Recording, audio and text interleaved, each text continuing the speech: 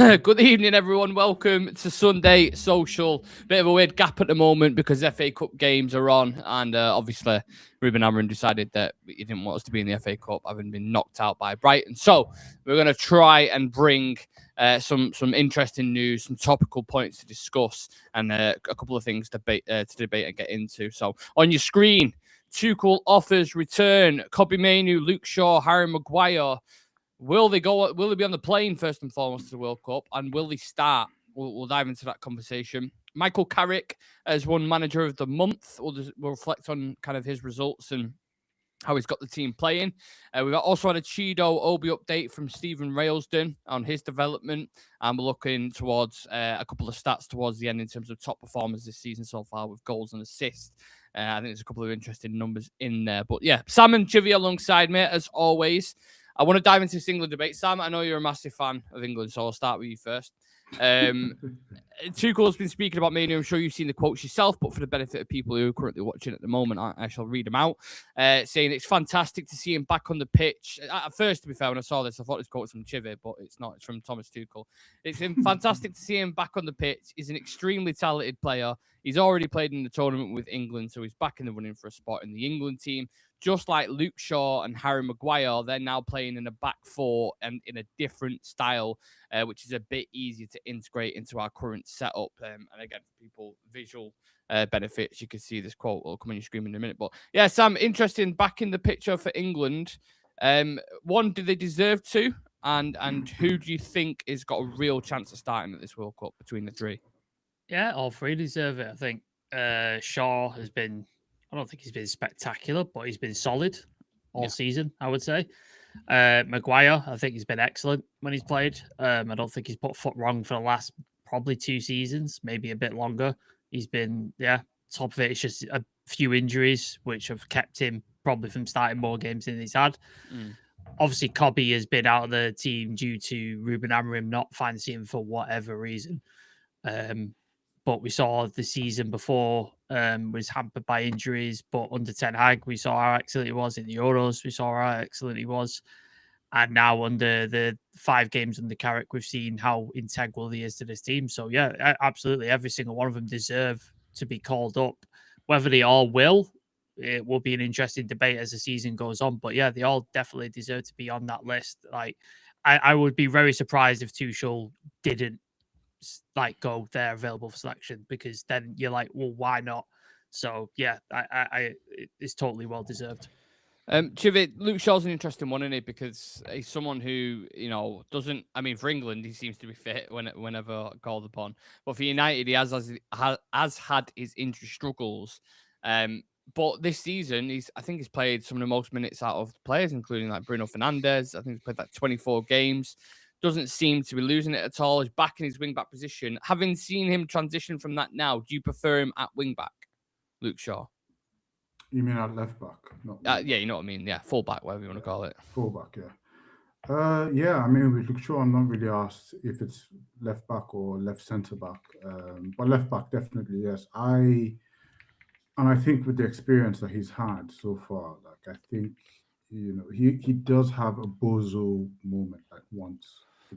Definitely. But apart from that, he's very, very productive on the ball, very comfortable on the ball, always seems to make the right decisions, especially in attacking. And whenever he has that chemistry with whoever he's playing on that flank with, sometimes I remember when he had a bit of a chemistry with Rashford or whoever it is, I think he can be devastating. And let's not forget, it's a World Cup. It's not a league. It's a tournament style football. So, it's that sort of thing where it's not like you're playing there, not like it's a prolonged, sort of season style thing. It's a tournament.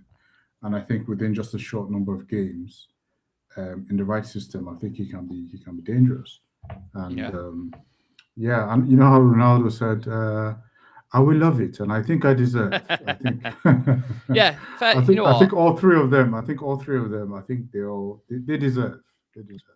Yeah, I think I deserve this. I think, to be honest with you, again, Harry Maguire, Sam has had his injury issues as well. He's been out for a good chunk of the season. Why am I not talking about the people I like? I know Sam hates Shaw, So Well, I mean, take your pick. No, I don't hate Shaw. I don't hate This Shaw. is an. oh my God, Sam hates. Yeah, No, he doesn't hate him, but he's got something there, like I just know. I chip just on his don't shoulder. think he should still be Yeah. at the club. But I don't hate him. you can only go off the season, right? And this season, you have to admit, he's been pretty good and he's been pretty consistent. No, absolutely. Like, Yeah. I don't know if you guys have seen this, but somebody, I don't remember where I saw this, but I saw this, it might have been yesterday.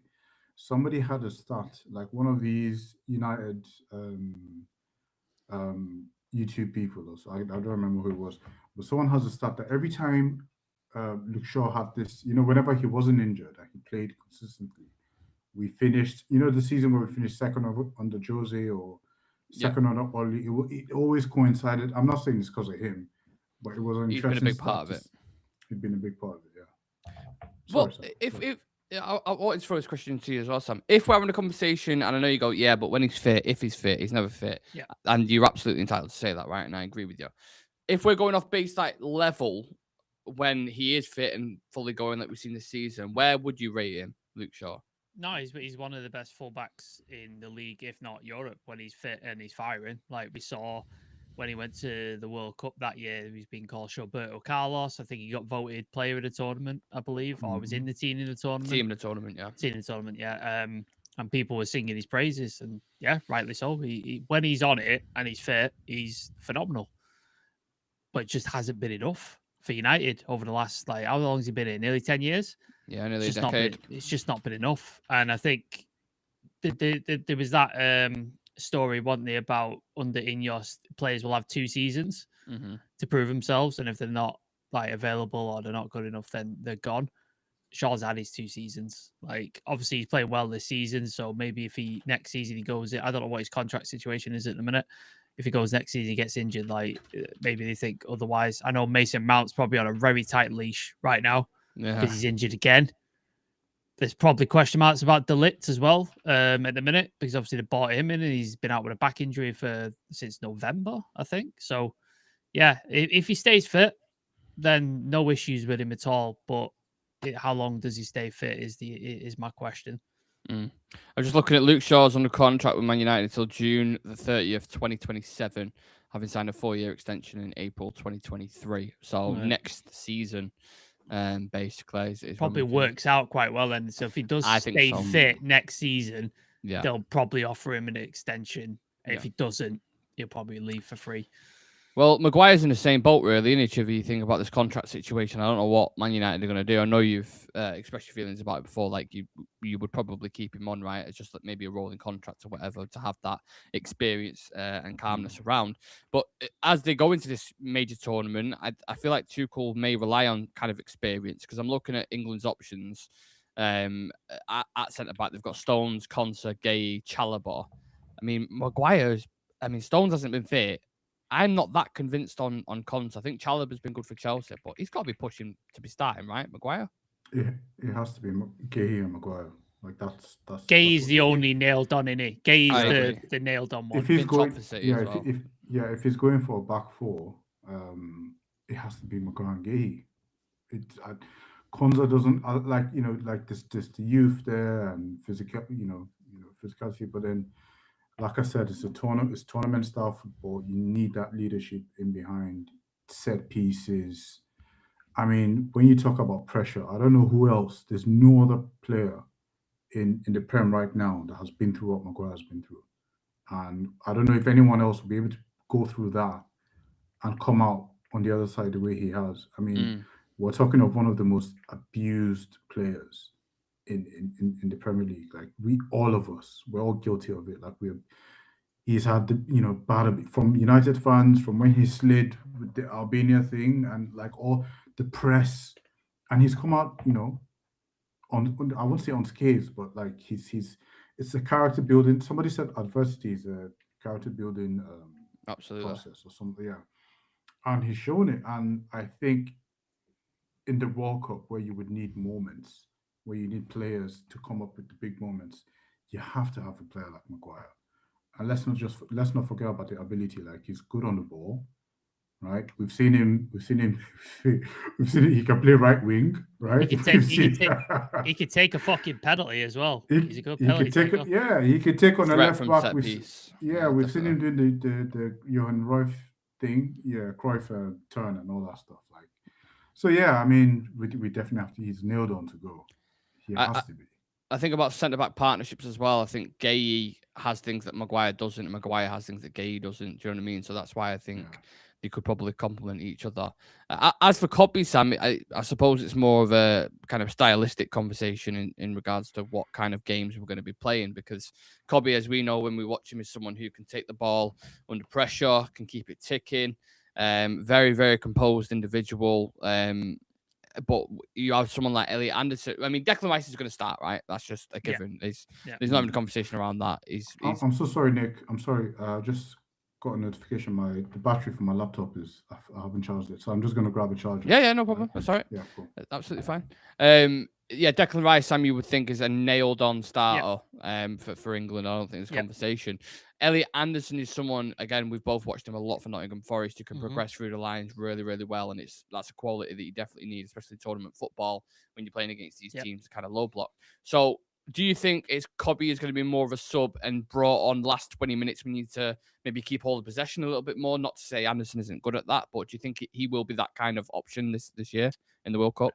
I think it would depend on who we face. Obviously, we know who we've got in the group stages. Yeah, let me pull it up.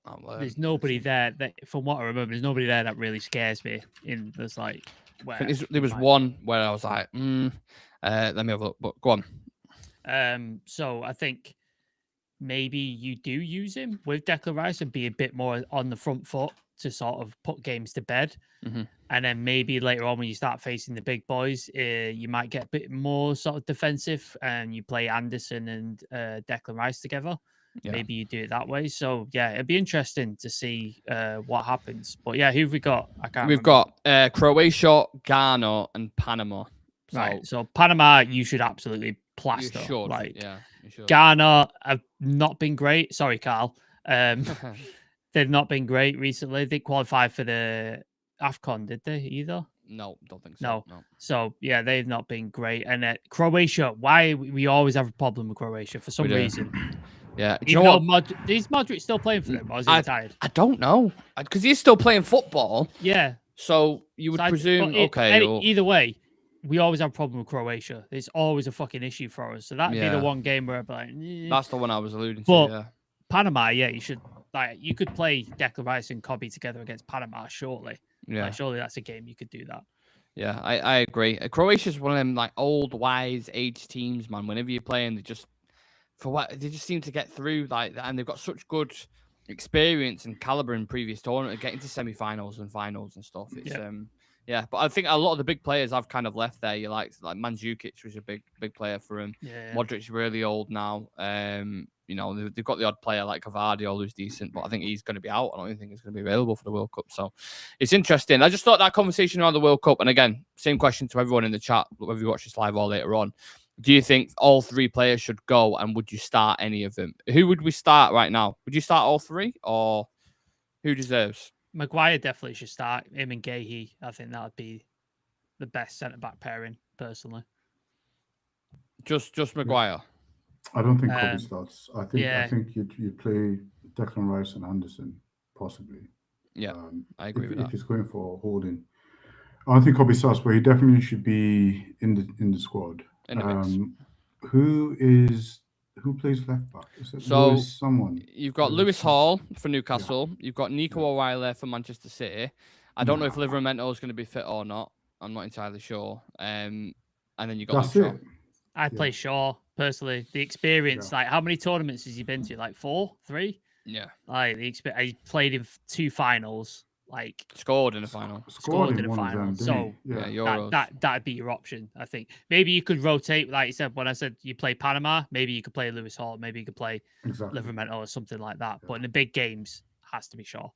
Do you know I've been a massive fan of? Lewis Hall for Newcastle has been really good. Yeah, honestly, if you've watched him this season, his level has been, if not the same as Shaw, maybe even more. I think. And that people might think, oh, what are you talking about?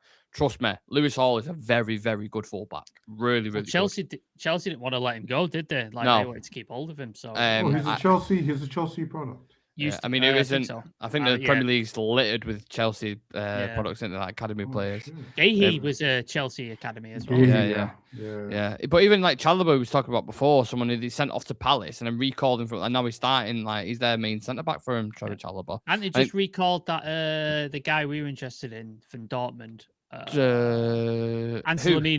Anselmino, is he Colombian or is he Argentinian centre back? Who's that? Chelsea have recalled him. Yeah, so he was on loan at Dortmund, Anselmino. Interesting. And they've recalled him from Dortmund, so yeah, could be interesting. Yeah, get your thoughts in comment section. We're going to move on the discussion onto Michael Carrick because the old boy has won Manager of the Month for Manchester United. Fully deserved.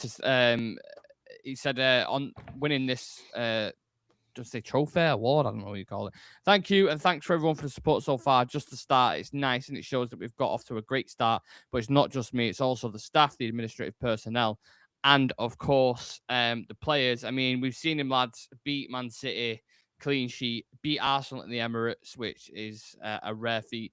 Fulham in dramatic fashion towards the end, and then you've got the Tottenham game as well, which is kind of its own entity, and then the draw with West Ham. Absolutely, Sam. No doubt about it. He deserves that award, right? Yeah. He's come in, made a difference. 4 wins on the trot. Probably could we have done better against West Ham? Absolutely, but at least we didn't lose. But I think we've seen improvement in the football. We've seen improvement in nearly all the players. Obviously, points on the board, challenging for top 4 in Champions League. It's everything you asked for what we want at United currently. So yeah, there's no argument from me. When you see how we're playing now, Chive, and you see how well the players are doing, does that emphasize how uncomfortable the players truly were in Amorim's system? Because it's a night and day difference, isn't it? It is, and I think for me, I think that's one of the biggest compliments that I can pay to Michael Carrick. It's not just about the wins for me; it's the manner in which we won, and it's the way we're playing. Like I love how I just love the way we play right now, and it's not really.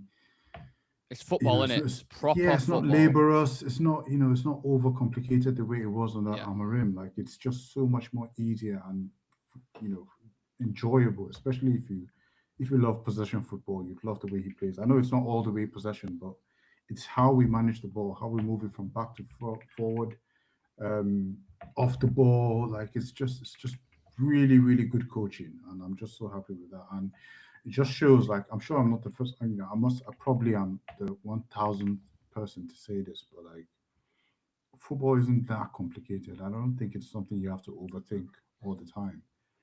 And we get told thousands of times that we have to suffer and suffer and suffer under Amorim. He used to say, guys, we have to suffer. We have to see how many times, like, how long is it going to take you? And, guys, we have to suffer. I promise we have to suffer. Like, no, no, we don't. We don't want really to. We've suffered enough for the past. We really don't. God knows how many years. You know how many times, like, we used to complain about having like a systems manager, and I just love the fact that when we played West Ham and we needed to go, he takes a defender off, goes to a back 3, and throws on another striker. It's like attacking intent. Like we're still going for it, and it's almost like a throwback to how Man United is supposed to play. Like this is what we know. It felt like I've got my club back finally. So yeah, it's a huge testament to him, and he deserves it. He deserves. Yeah, I deserve this. I think the perspective would be interesting had a manager come in. Let's say we didn't go for an interim and we just brought in a new manager at that point. Had he come in and done what Carrick's done, everyone would be raving about this new manager. I think it's unfair because what is playing against Michael Carrick is just his name. That's what it is. It's just the name and former player, and we have the PTSD from Ole Gunnar Solskjaer, and that's the biggest issue that's working against him. And I feel like he's not being judged based on his football. He's just being judged on a predecessor. And it's funny to me because we're only using that only sample size. But when you talk about established managers, I mean, it doesn't get more established than Josie. It doesn't get more established than Van Gaal. I mean, how did that work out? Yeah, it's true. It's You true. see what I'm saying? So like, there is no guarantee that just going out to get an established manager fixes everything. However, you know, I'm not saying he should be given the job, but he should definitely be under consideration. If at the end of the season we're still playing the same way, where you know, if we don't have to have like all wins, but if we're showing the same sort of progress as far as the football, then he should be considered.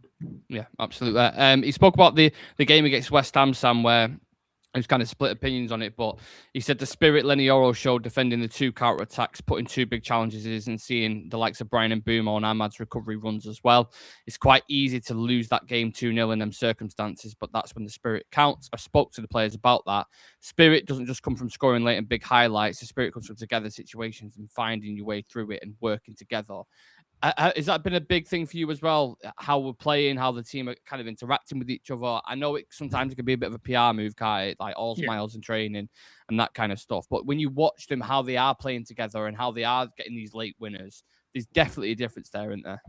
Yeah, there seems to be more of an effort to sort of come back from things, or resilience, because under Amorim we just used to crumble. If we scored and then we got pegged back, we just crumbled. I just couldn't do anything. I know there's a few exceptions to that rule. Leon, for example, and what was the other one that we did it as well? Was it Bilbao? No, I don't think we came up back against Bilbao. Is it Leon and somebody else? I can't. We did it twice, though. I think yeah, we did it twice. Yeah, I did it twice. I can't remember who it was. Anyway, was it Sociedad? Might have been Sociedad. Yeah, no, I don't think it was. No, you know, because we had we drew away at Sociedad, and then and then they scored first. Yeah, they scored. Oyarzabal scored a pen, but then we smashed them like 4-1, didn't we, or something? I think it was. Was it anyway? Yeah. Sorry, Sam. But yeah, it's all good. It's all good. But yeah, the resilience is there, and then obviously Lenny Yoro has had a terrible season from his standard. Yeah. And obviously he's been out of the team for a while. He's been Leacher and Maguire pretty much solid for Carrick's coming.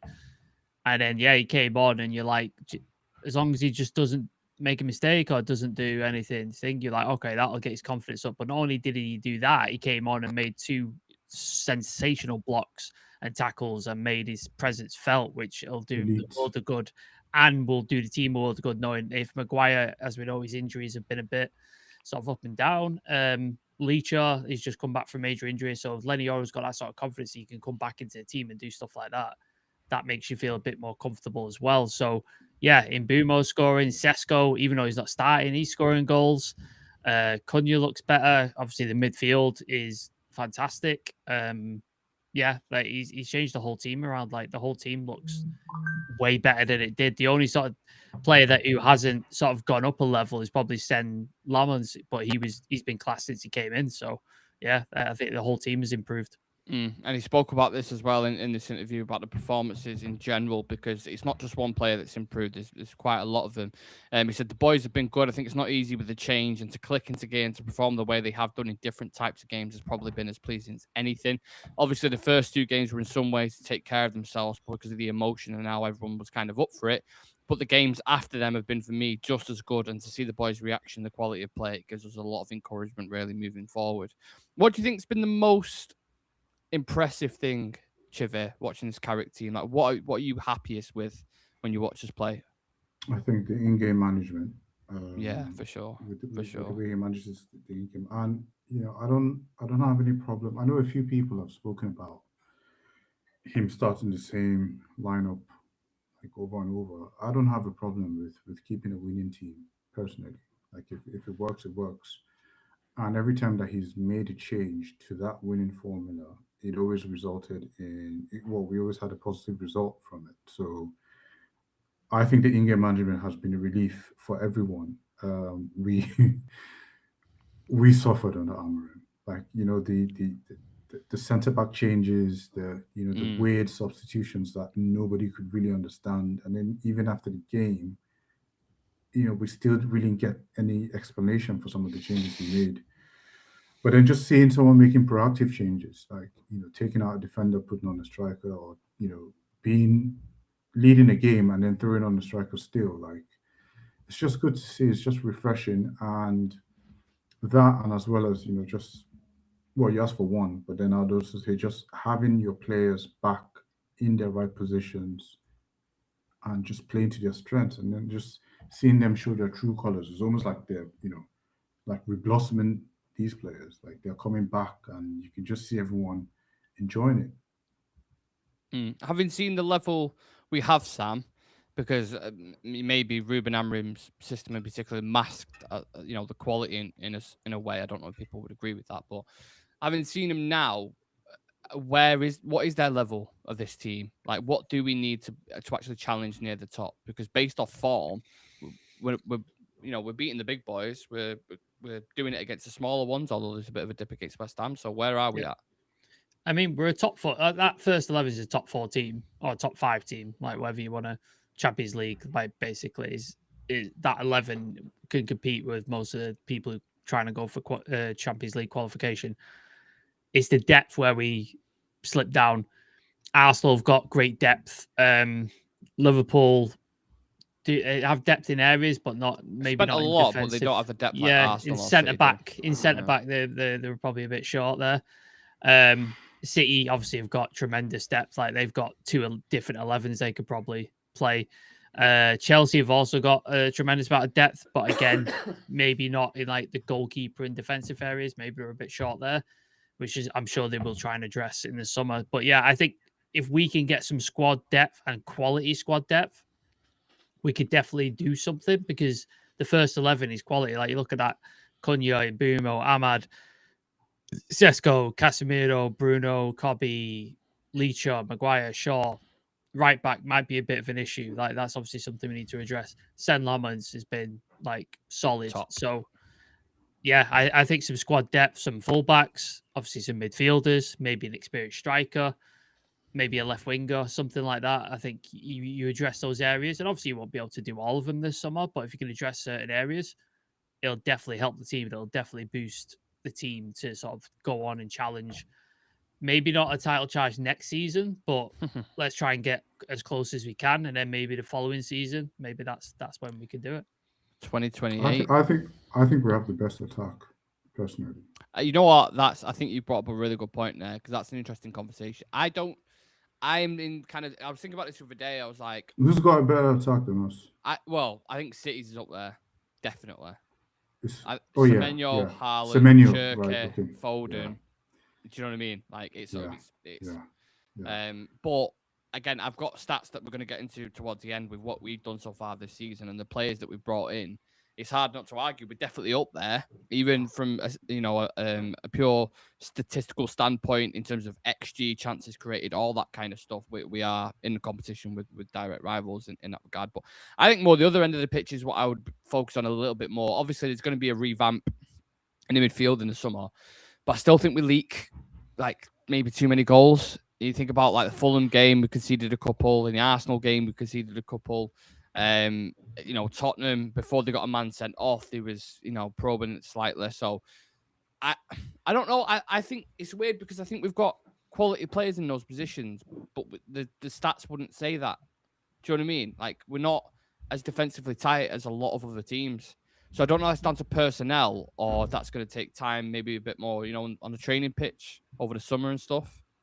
Yeah, but if you look at let's put everything on the Amorim. Let's just chalk it up to terrorism, right?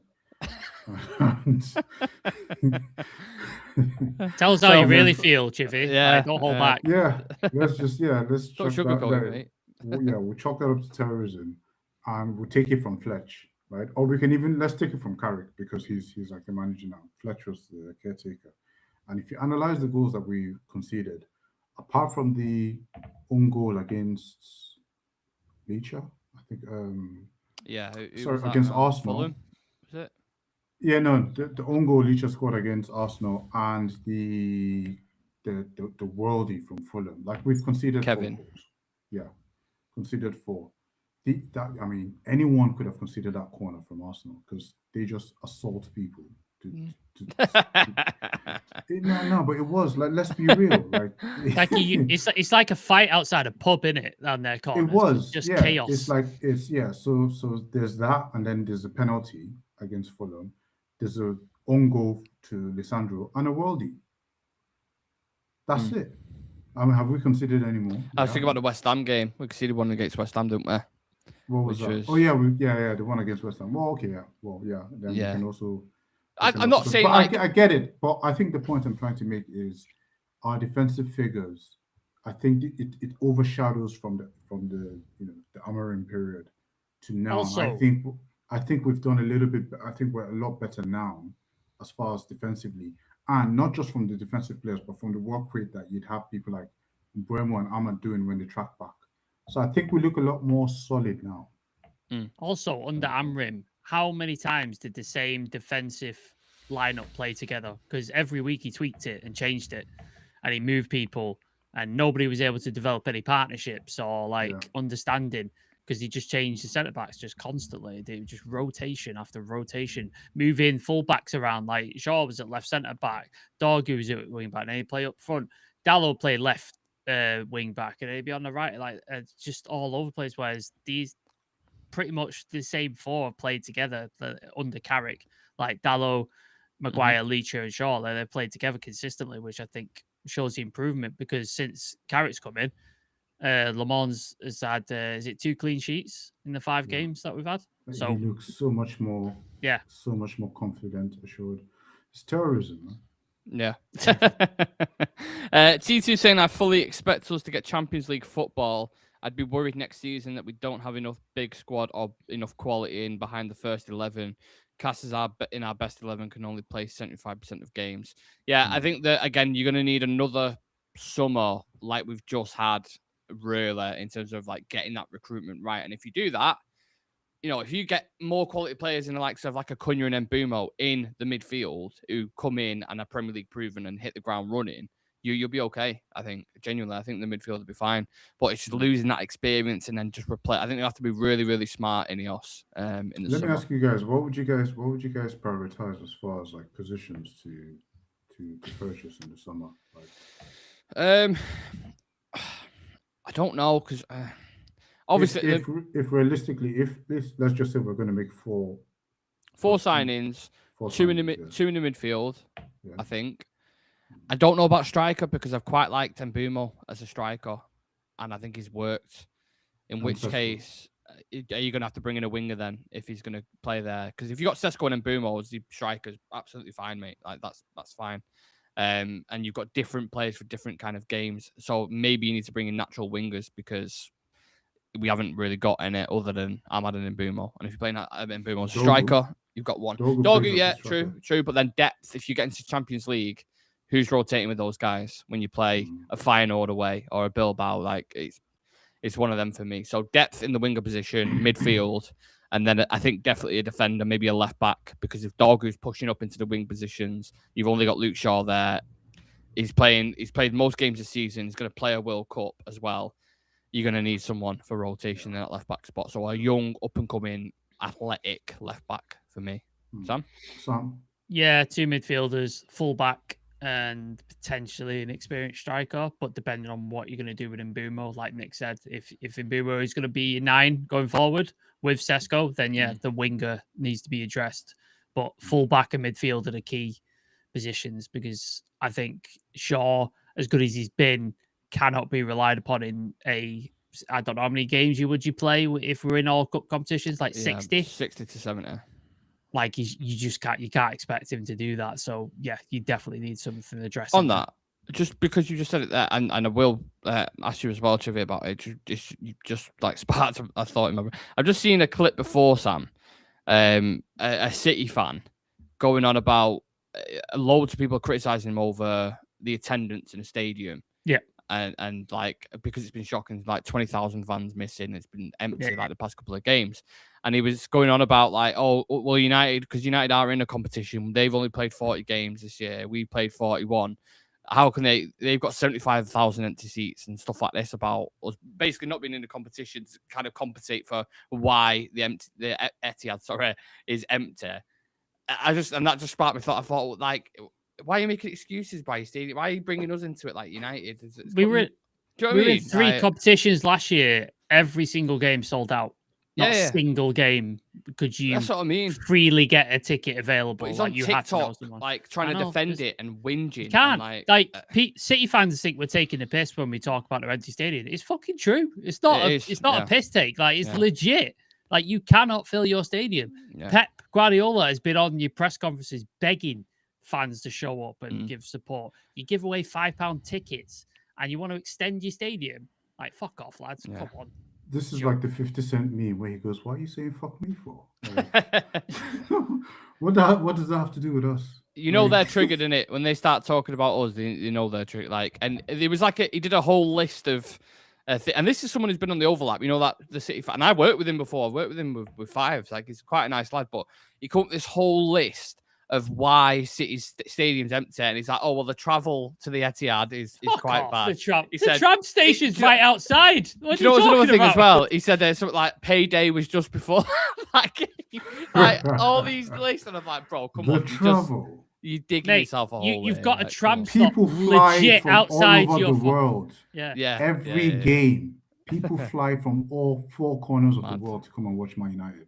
Every single fucking game. We haven't even got travel. Like, we've only just got a tram stop right next to the stadium, like within the last 2 years. Before that, you had to walk about half hour. And by the way, that tram on the way home is one of the worst things you'll ever experience in your life. If you lose, for me, like, you lose. You lose. And by the time I get back to York, it's like 1 a.m. Oh, bro, it's horrific. You're like a cockroach in a little fucking plastic container, like waiting. It's horrible.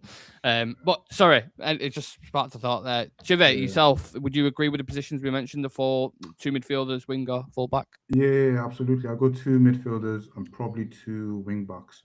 Maybe 1 left back, traditional, and then 1 utility. You know those types that can play both sides. Because I think with the attack, I think we're okay.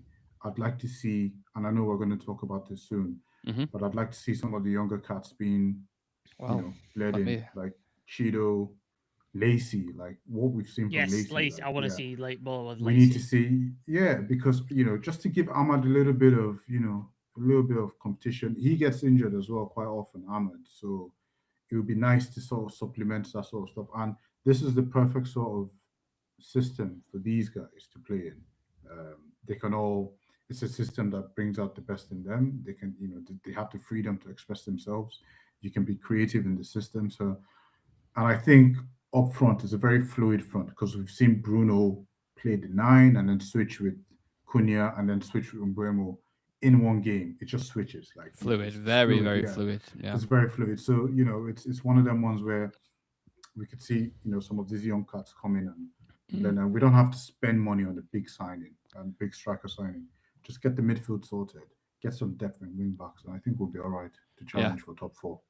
Sam Cheeto's an interesting one. In it, we had Stephen Railston, who's been on the channel before, very good kind of academy journalist. Mentioning United are happy with his development in the academy at the moment this season. The club staff have been keen to allow him to continue to learn in academy games, and they felt like at a point last season when he came into the team, you could clearly see in it that it's too much. It wasn't physically ready. It was a little bit too much, and almost that. Do you think the hype was maybe too much? Like sometimes we need to just chill out a little bit and let him develop.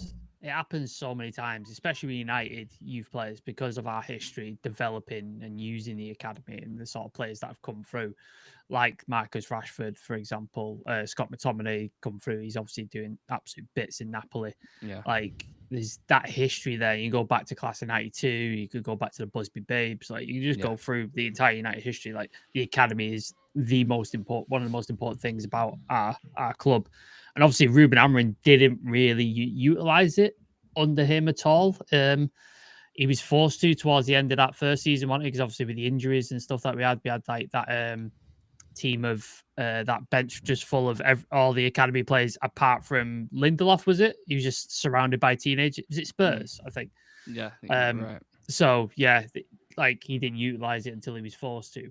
And then you saw when Cheeto, what did he get? He got like 2 starts and maybe like 3 sub appearances or something like that. Yeah, it was like a period where he just looked overawed, didn't he? he got bullied. As a number 9 for United in a difficult period, it's such a tough job, man. Like his touch was really good. I thought his movement was excellent. His awareness was all that, but he's just getting bullied by centre backs and stuff like that. So I just think, but you guys forget what the system we're playing in. Like, I the striker role. Have you forgotten how Sesko suffered in this system? Like, I agree. The system doesn't help. Sesko was looking like a flop. There is no striker on this planet. I promise you, there is no striker on this. No, I've been saying this to you guys also. Bang that drum, Jimmy. Bang that drum. I swear to God, there is not a single striker on this planet that would have any success in that system. None of them. Do you know who I think would?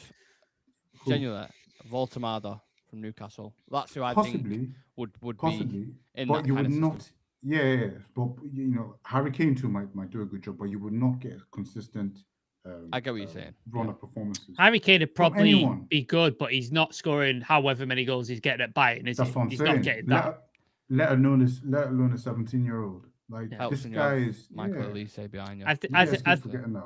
I think this season we probably won't see much youth players just because of the lack of games that we've got. That's fine. So this season, maybe just keep him in the under 18s, under 21s, and let him develop, and then next year when we do pre-season and stuff, whoever the manager is, bring him in and just see, let's see what he's got, and maybe he can be utilized. But it's too much too soon. They're hyping up that JJ Gabriel as well. Like, just let the lad fucking develop. Like, he's 15.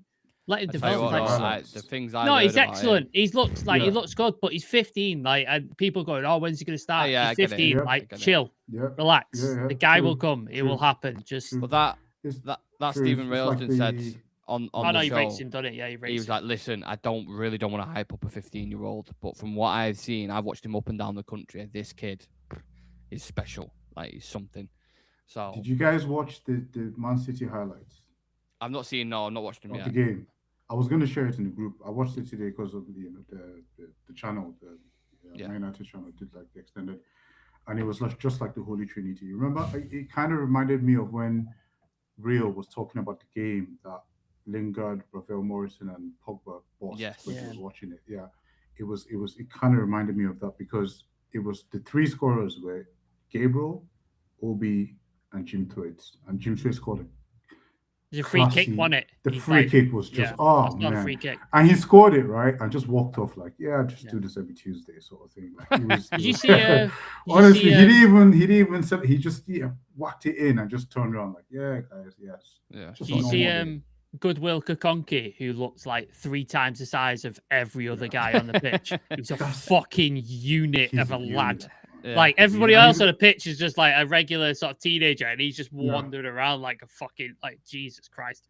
He's got good feet, though. He's got good feet, he's really good on the ball. Like, he's fantastic on the ball. Yeah. I'm still waiting to see. Like, I hear a lot about him, and I've seen him a few times, but I'm not yet like fully convinced. Didn't he push? Was it under Tanag when he started to push? Yeah, he was on the bench, wasn't he, a couple of times?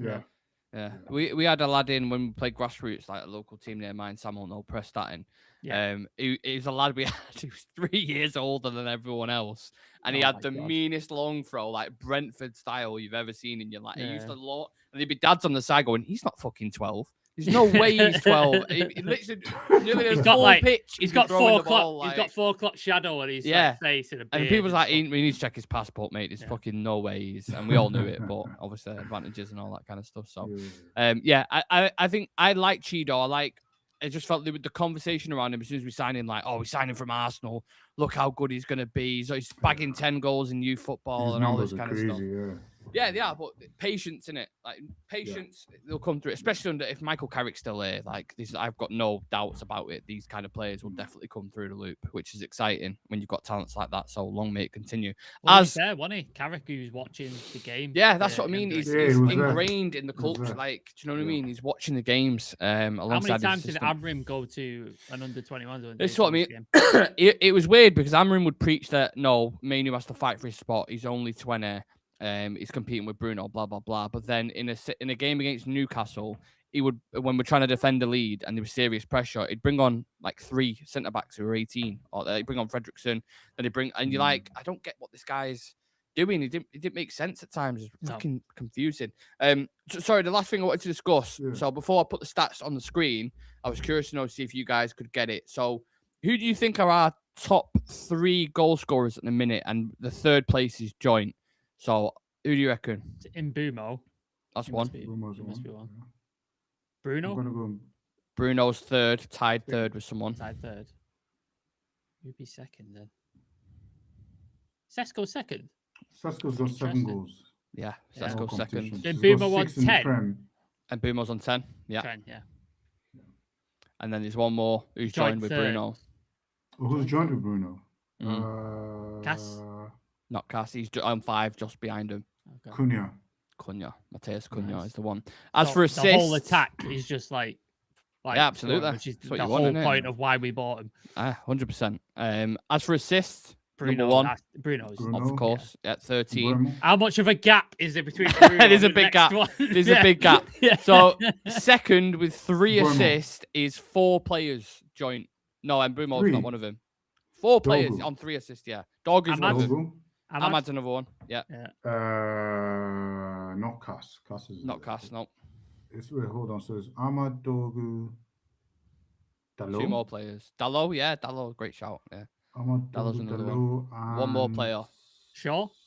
No, No. Mbeumo. Oh, yeah, No. Cunha. nope, Not Cunha. no. Kobbie. Kobbie? Kobbie. All right. Okay. Yeah, Dallo, Dorgu, Mainoo, and Ahmad on 3, and then just Bruno in his Bruno's own world on 13. Fucking 10 more assists. the guy is absolutely crazy.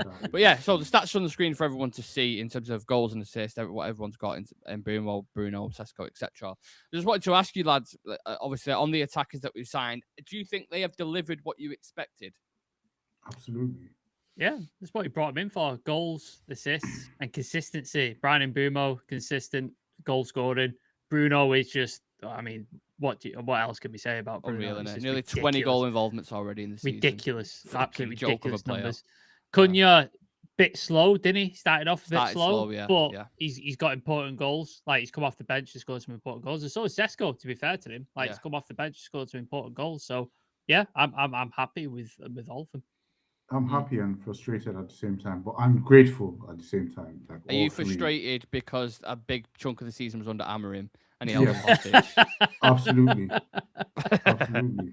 Because He'll I mean, never forgive him, No. ever. No. But seriously, like just look at the position we're in now. Like Sesko scored 2 in 17, Yeah.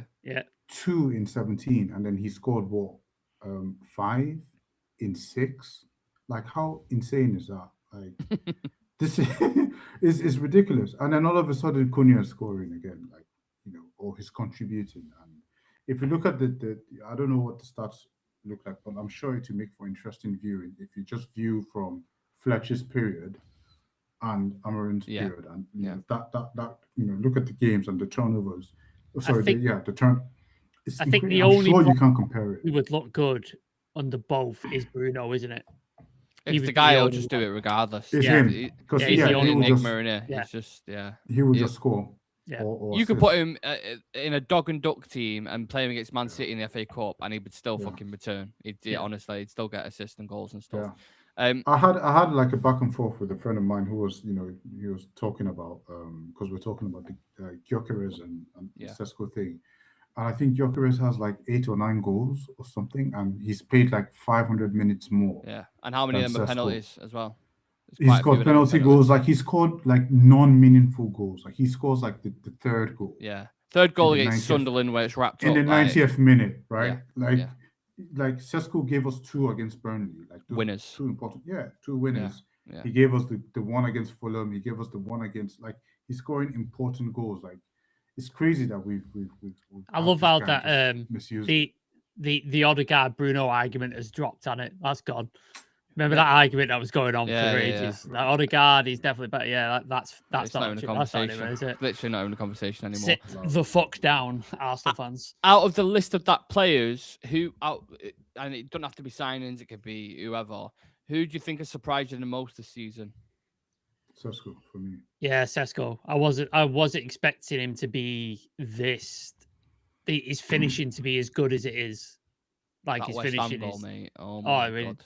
Oh the my fucking Fulham goal where he turns, like he receives Oh. it on the turn, he turn and Ball Pings it, striking, honestly. I Bro. mean, you're not even seeing him get enough shots off either. The guy's No. playing 20 No. minutes towards the end. Do you know what I That mean? head, who was the header where he should have just absolutely smashed it and he It was tame Fulham. headers it. Fulham, yeah. Yeah, Like it if he was Fulham fucking game. buries his foot through that, that's another goal. Yeah. Just Where bring he it just- down, yeah. Yeah, bring it down and hit it. And Mm. he tame header. Like if he brings that down, he's probably on what? Like now, how many goals now? Like, do you know what I mean? It's Yeah. Yeah. there's I a think header. for Did he hit the Sesko- post as well? He hit the post. Yeah, he did. as well? He did. His Yeah, first touch. touch. First touch That's of the game. two more was goals. off the That's two header. more goals he Off the potentially post, could have yeah. had. Mm. Like, For me, like Sesko, like I was like the biggest like non-believer in Sesko when we got him in the summer because I just didn't see how he was going to affect the team. Like it's like I was talking about the way we played, and I didn't think he was going to add anything. And he's one of those ones where I've seen him now in a fluid system, and he's really like now I get it. Now I see what the hype is about. Do you remember the game? The 2 goals what game was it? Burnley Where Bruno scored 2.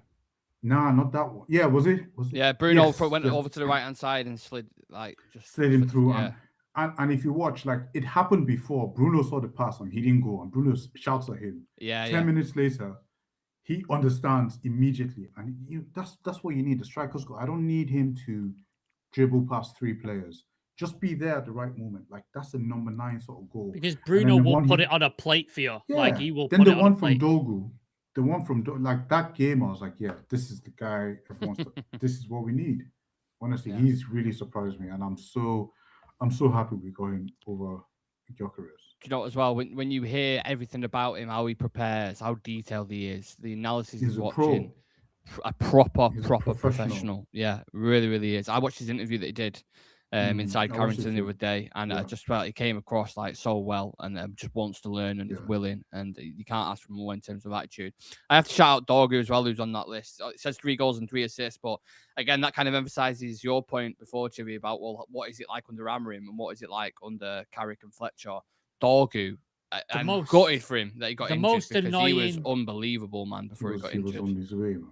The most annoying thing was Amrin put him at the wing position, and he did so well. Yeah. And then literally the next game, put him back at fullback. It wasn't the next game. It was Why? the next half. The next Yeah, half. yeah. It's just like, bro. What's it he? was second What? This half. dude's like Takes doing him so right well. back. What are you doing? Self-sabotage. Like what he's so Terrorism. stupid. I don't know Yeah. if I'm allowed to keep saying that because I'm not to that affect I mean, you views. kept it. You have. And it's Yeah, you fine, already said it so now, It's not so. like we can cut it out. So I'm sorry. No, but I'm sorry. you look even the goals that he scored. That goal against Newcastle that he scored on the volley, incredible. The That Arsenal goal he goal. scored against Arsenal was Yeah. fucking sensational. yeah. And then the City goal. How Yeah, getting in front of the defender, just gets in chipping front and of the finish. defender, picks his Like, pocket, literally just wins it. Like the desire to go through. Just one more thing about Dogo, and I noticed. Sorry about Dogo and Chido. There's some sort of independent trainer guy. Yeah. Somebody Sadov, yeah. yeah, And I saw Steve him put Howson in knows him, Dogo. doesn't he? Yeah. Yeah, there's a few people that have gone through, and I saw him recently. I saw Chido training with him as Mm-hmm. well. And for me, I was just like, yeah, okay, I love that. I love that you take. I love them type of clips as well. You know, Yeah. like there's Yeah. putting the work in, getting those little nuanced details in. Yeah. Mm-hmm. I was like, I saw the name Sadov. I was like, what? Clarence Sadov is training Patrick Dorgu and stuff like that. And I was like, That'd what's going on? Some That- fat dude. Yeah. I was like, what's going on here? That'd explain the goals that he's scoring, Yeah, though, yeah, innit? yeah. You know what I mean? Honestly, yeah. Oh, okay. Yeah. Clarence Seedorf. Yeah. Yeah, that makes sense. I was yeah. like, no, it's not Clarence Sadov. He's like, all right, okay. I was I'm like, gutted fucking hell. for Dorgu though, because he is one of those players Oh, as well. We don't have wingers who offer natural width on that left hand Yeah. side. Like obviously Cunha likes to drift inside. If Mount's there, he likes to do the same thing as well.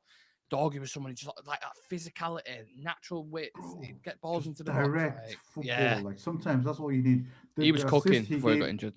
The assist he gave to Sesko. Do you remember? It was just a give Yeah, and and he go. flicked. Gave it, ran. Yeah, just give and go. And then Great collect goal. it, and then just old school, just that typical, goal like, that he scored for Burnley was similar to the West Ham a little bit. Obviously, it's hard. Yeah. The West Ham one was harder, Yeah. but Yeah. Dorgu, when he fizzes it in, he just glances it Yeah. into the goal, doesn't it? Like that Yeah. is Yeah. a striker, a pure striker's finish. What you want Bro, to see? we have to talk about that West Ham goal. I know we Oh, haven't got bro. that much time, but bro, man, it was a flick and a volley And at he the same lifted time. it as like, well at the same oh time. my Like he flicked days. I don't know how he did it. That is like Was a it you who posted Lewandowski type of finish, Yeah. bro. Like, Did you post it on the? There's Yeah. another view. There's another angle. Fan from- angle, from like fan the- cam, Yeah, yeah. fan angle, and that was just delightful. Like Well, it's just yeah, I couldn't be more ecstatic and excited. And you know what? A lot of the players that we've just been speaking about as well are young.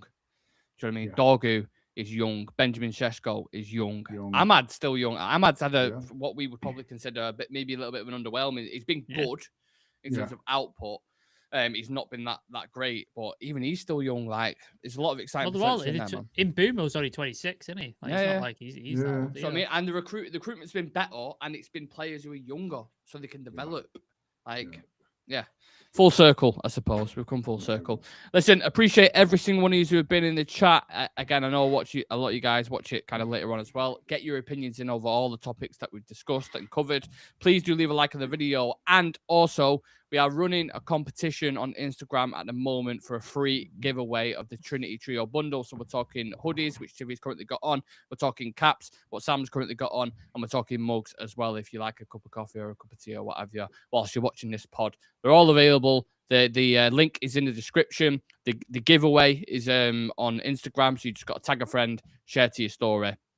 Make sure you're following us as well. And make sure you follow the actual page in itself. And then we'll do the giveaway probably towards the end of this week. Next week, sorry. I'd imagine at some point next weekend. And we'll announce the winner on there. So if you want to get involved in that, please do head over to our socials and get involved. Big up Chivi. Big up Sam. And yeah, we'll see you guys early next week for an unfiltered episode. See you in a bit.